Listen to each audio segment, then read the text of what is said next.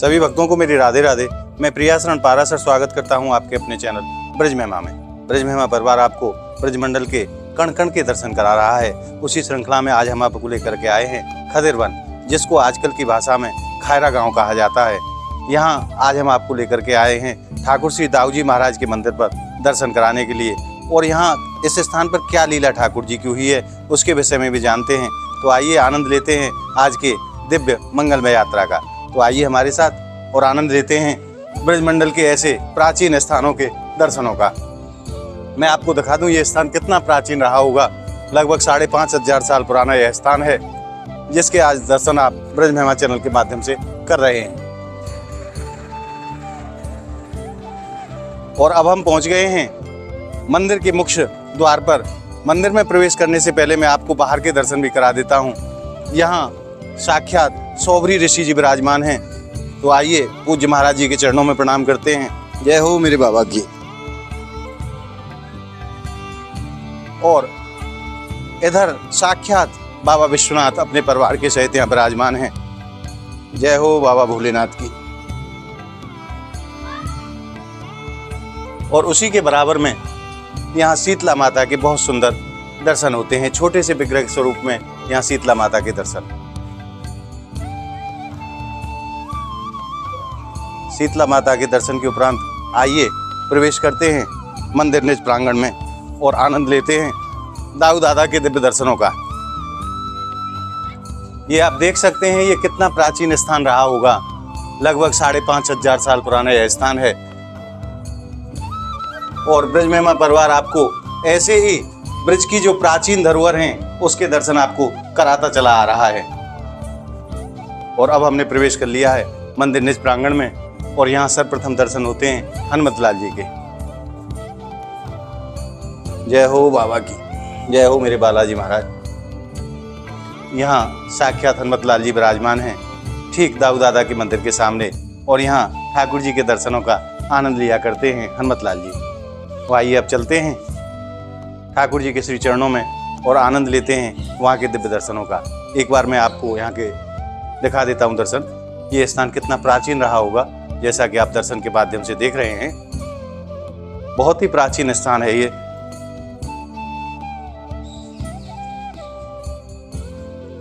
जय हो मेरे दाऊ दादा की। मेरे ब्रज महिमा परिवार के सभी भक्तों की तरफ से और मेरी तरफ से दादा के चरणों में कोटि कोटि प्रणाम।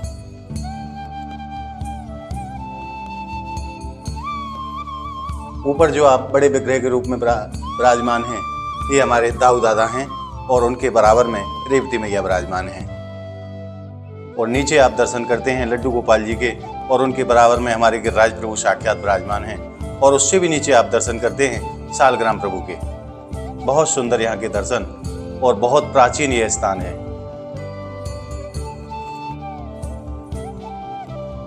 आइए मैं एक बार इस स्थान की प्राचीनता की भी आपको दर्शन करा देता हूँ। आप ऊपर से छत देखिए।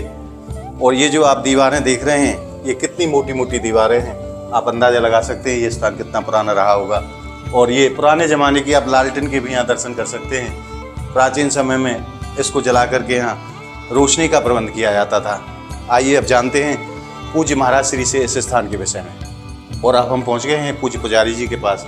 उन्हीं के मुख से यहाँ की सुंदर सी लीला को जानते हैं। महाराज जी आपके चरणन में प्रणाम। राधे राधे। राधे राधे।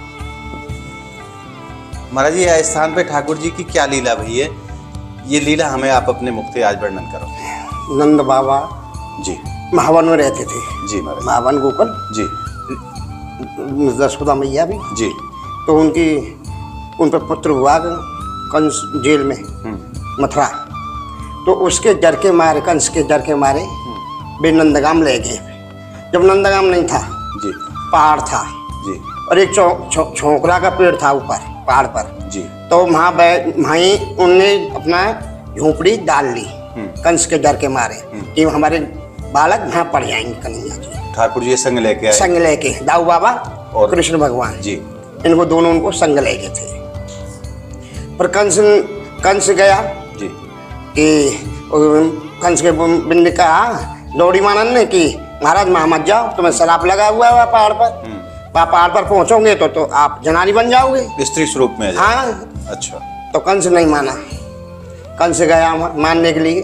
जब ये पहाड़ पर पैर रखा था, आधा जनानी हो गया आधा मर्द। अच्छा, हाँ, वापस लौट आया। जट वापस लौट आया। जब कंस ने फिर वहां से बकासुर भेजा, वहां के बाद फिर कंस कबू वहां नहीं गए? ना, वहां पे राक्षस भेज तो रहे हो? हाँ, वहां राक्षस खुद नहीं गए? खुद नहीं गया फिर डर के मारे। अच्छा महाराज।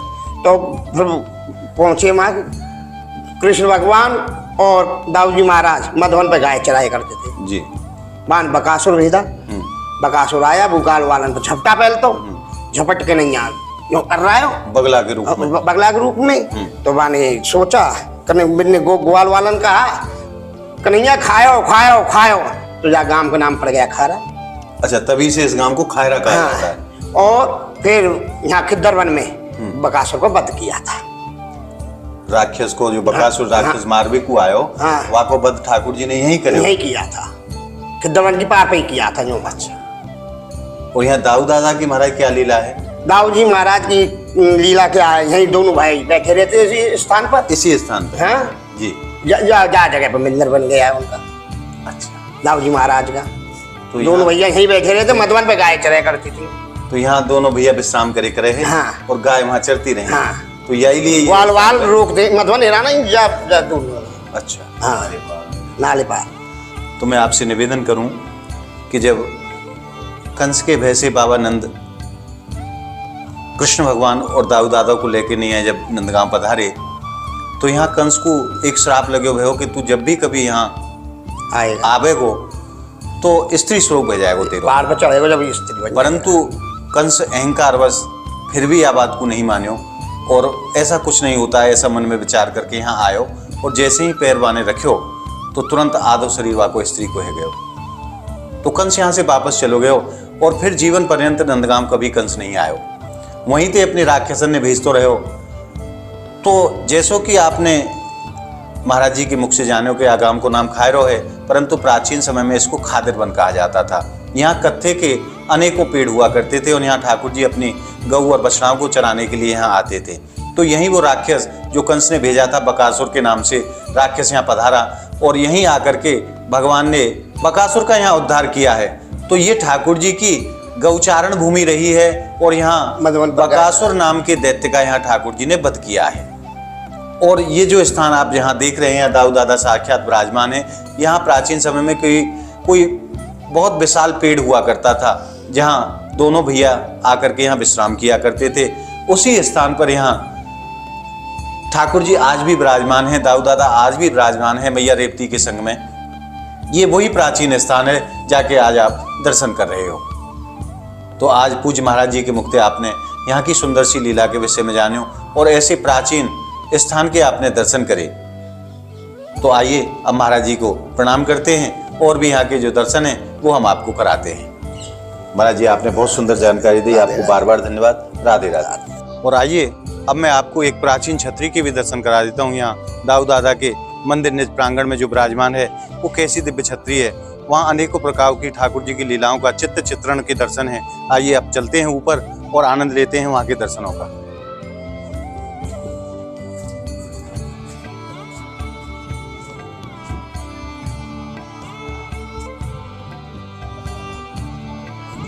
और अब हम पहुंच चुके हैं उस छतरी के निकट जो कि लगभग 5,500 साल पुरानी है। तो आइए आपको दर्शन कराते हैं उस दिव्य छतरी के। यहाँ हमारे प्रिया प्रीतम के चरण चिन्ह विराजमान है। पहले इन चरण चिन्हों को प्रणाम करते हैं। जय हो मेरी लाडली सरकार। और आप ऊपर देख सकते हैं ये कितना पुराना स्थान रहा होगा और यहाँ ठाकुर जी की लीलाओं का जो चित्रण किया गया है वास्तव में वो बड़ा अद्भुत है।